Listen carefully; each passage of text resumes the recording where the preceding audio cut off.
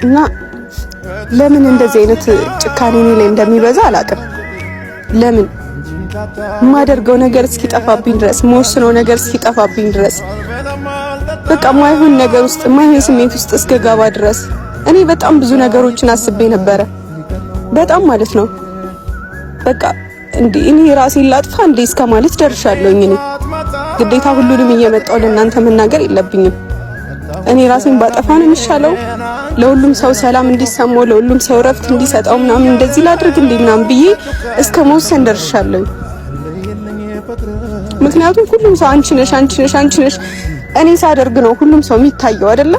እኔ የሆነ ነገር ሳደርግ እኔ ስወስን እኔ አልፈልግም በቃ እኔ ከዚህ ነገር ሰው እኮ ይደክማል አይደለ? ሁሌ መሸከም አለበት። ሁሌ ነገሮችን አቅሙ የለኝም በቃ እኔ ከዚህ በላይ አሁንም ደግሞ አውቃለሁ ይሄን በመወሰኔ ድጋሜ እንደዚህ ልትሉኝ ነው አይደለ? አውቃለሁ ጋሽዬም ደግሞ አይቀበለኝ አውቃለሁ። ሁሉም ሰው እኔን ጥፋተኛ እንደሚያደርገኝ አውቃለሁ። ግን ማን ነው ሴት ልጅ ሁሉን ነገር ተሸካሚ ያደረጋት?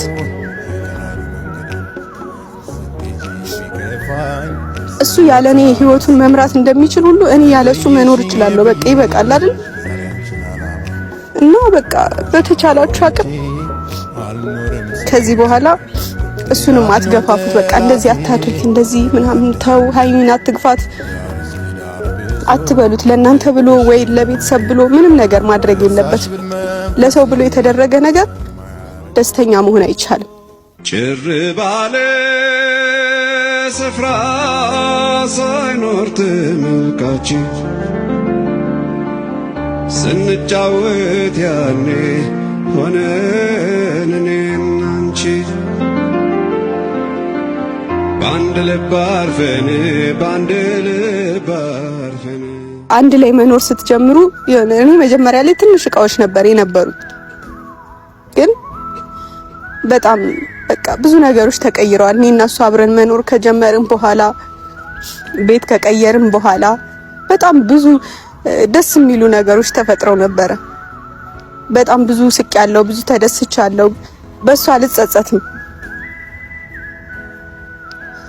ግን በቃ ሁሉም ደስታ አይዘልቅም። እሱን ብቻ ነው የተረዳሁት። እኔ ከዚህ ጓደኝነት ያተረፍኩት ከዚህ ግንኙነት ያተረፍኩት ሀዘን ብቻ ነው።